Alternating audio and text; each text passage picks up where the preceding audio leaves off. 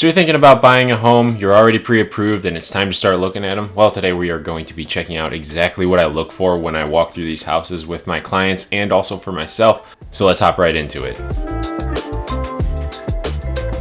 My name is Sam Oler, and I'm a real estate agent over in the greater Cleveland area of Ohio, and I've been working in the business now for about 10 years. I haven't been an agent for 10 years, but I have been doing construction since I was a teenager. I've been doing flips, I have investment properties, so I like to think I know what I'm talking about when it comes to this topic. Now, hopping right into it, the first thing that you're going to notice when you pull up to the house is the curb appeal. Does it look good? Are you pretty excited to pull up to it and want to go inside and see a little bit more? But if you start to analyze it a little bit closer, the first thing that you're probably going to want to look at is going to be the roof. Now, if the roof has an asphalt shingle on it, you're probably going to be able to tell a rough estimate of the age. If it's got more of a flat texture to it, chances are it's probably over 10 years old, and you can probably get closer to around 20 years out of an asphalt shingle. And also, if it looks old, just with the stains and the wear and tear on it, it's probably going to be at that 10-year mark as well. If it's got a rough texture to it and it looks a little bit shiny, you're probably going to be less than 5 years, I would bet. But an inspection is going to be able to tell you a little bit more accurately. And if you ask the homeowner, they'll probably be able to get you an even more accurate date. Now, while you're looking at the roof, you're going to want to take a quick look at the chimney and any venting that's coming out of it. You're going to want to make sure from a distance that all the rubber boots and all of the tuck pointing on the chimney are in good condition. That's going to be another thing that could potentially let water into the house, and you don't want that happening. But those are more of maintenance items and just something that you need to make sure that you understand going into the process. Now, as you start to work your way down from the roof towards the bottom of the house, you need to start thinking about the gutters and how the water flows. Now, the gutters are going to move the water away from the house, and that is a key factor in keeping your basement water free. Now, you're going to want to take a quick look and make sure that the gutters are properly attached to the house. They have good pitch. And you're not going to be able to tell if there's any standing water because you're standing on the sidewalk or in the front lawn, back lawn, just taking a quick glance at it.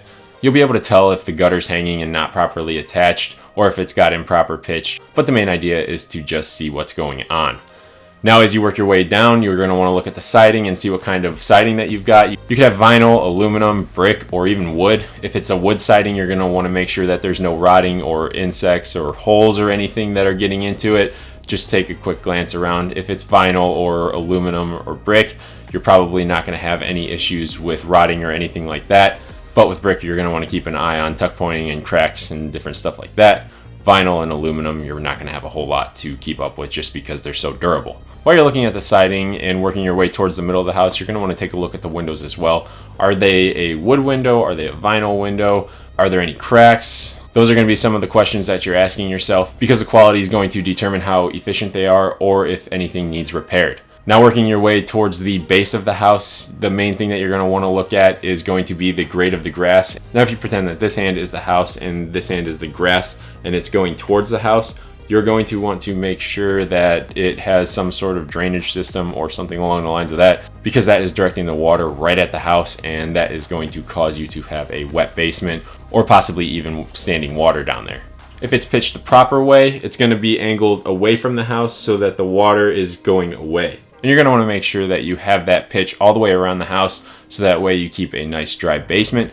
And the other thing that you're going to want to look at while you're looking at the foundation of the house is going to be where the gutters let out. Now, if the gutters don't go down into the ground into a storm drain, they're probably going to let out just into the grass right by the side of the house. If they do that, you want to make sure that they're extending about 6 feet away from the house, because that will prevent any water from working its way back into the basement. And then the final thing that you're going to need to look at outside is going to be whether or not there are trees nearby.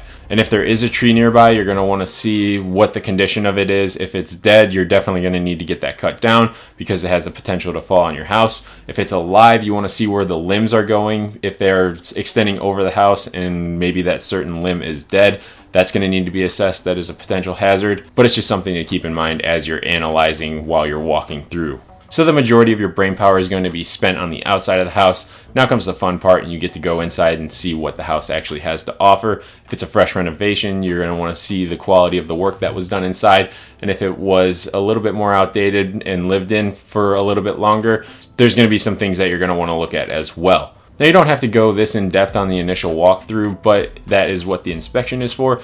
If you do decide to take a quick peek, you can look under cabinets in the kitchen just to see whether or not there's a leak. I always suggest looking inside of closets at the ceiling just to see if there's any leaks coming from above in the roof, because closets are pretty easily overlooked when there is a repair in process. The other thing that you're going to be able to tell from the first floor is whether or not that there are any leaks coming from the second floor. If there's a bathroom on the first floor, the main thing that you're going to be looking for is caulk on the shower. A lot of the times that is not kept up with, so you're going to be able to see some cracks between the tile and the tub. If it's just a shower insert, just look at the corners and make sure everything is still intact, because if it's not, there's always the possibility that water could be leaking behind into the wall. But unless it's in really bad condition, the chances of that are pretty unlikely.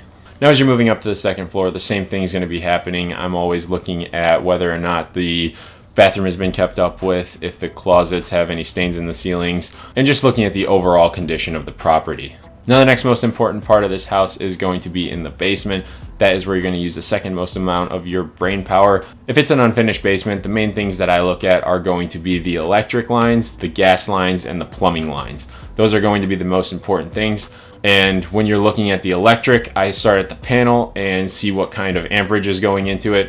100 amps is plenty for an older house, but the majority of newer homes are being built with 150 or 200 amp. 150 is a little bit more scarce. The next thing you're going to want to look at are the type of wires that are leaving the electrical panel. If they're a yellow or a white wire, chances are it's a newer type of electric, and that is called Romex.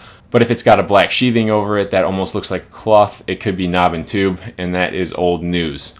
Now, knob and tube is okay in Ohio, but if you're doing any sort of renovation and you open up a wall that has knob and tube, it needs to be replaced by code. So if you were redoing your kitchen and it had knob and tube wiring as the electrical, you need to actually replace the wires that come from the panel and upgrade it to modern standards. Now, the issue with knob and tube wiring is that when people start to tap into it, it becomes overloaded and it can get hot. And when it's buried in insulation, it can start fires. It's just not the ideal type of electricity. But a lot of these homes in the area are a little bit older, and some of them do have it. Now, once you start to look at the plumbing, if all of the water lines are blue or red, that is called PEX. It's a flexible tube that just moves the water. It's really easy to work with, and most home builders are using it nowadays. But there's also the chance that you're going to have copper lines, and if it's a really old house, you could even have galvanized. Nothing's necessarily wrong with any of those. It's just good to know what you have in your walls. Now, the same thing goes with the drain lines. It could be cast iron, it could be copper, it could be PVC. There's a bunch of different options that they used over the years, and none of them are bad by any means, but the old galvanized and iron ones do tend to rust out over time, so there is a potential of a backup. Now, as far as gas goes, you're probably going to have a black iron pipe that transports all of the gas to the different appliances. And if there's a gas leak somewhere, it's going to be really obvious because it's going to smell horrible in the house. So as you start to wrap up looking at the different utilities that the house has, you are probably going to want to take a look at the mechanicals, such as the hot water tank and the furnace. Now, judging by the color and the condition of it, you'll be able to tell how old it is. Sometimes there's a date on them, sometimes there's not.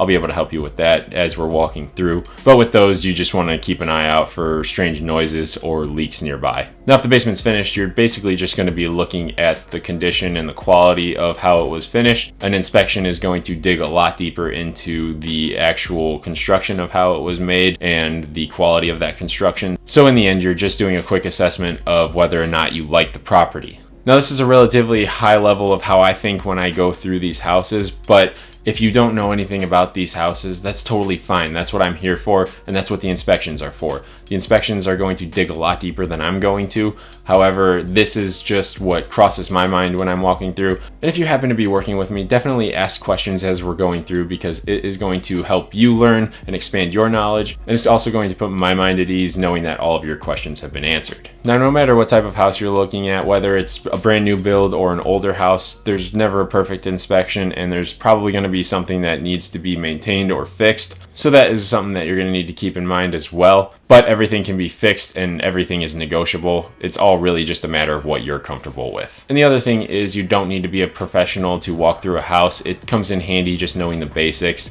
and maybe a little bit more than the basics, so that way you can make informed decisions. And if you do see something that doesn't sit well with you, you know to walk away with it rather than waste your money trying to get it under contract and then have an inspection. If you made it this far into the video, I want to say thank you. If you are looking to buy a home in the Cleveland area, feel free to reach out to me. All my contact information is down in the description along with my social media. So if you find yourself down there checking out my social media, make sure you click that like button and hit the subscribe button. That way you can keep up with me as I release new stuff. But with all that being said, I'm going to leave the video there. I'll catch you in the next one.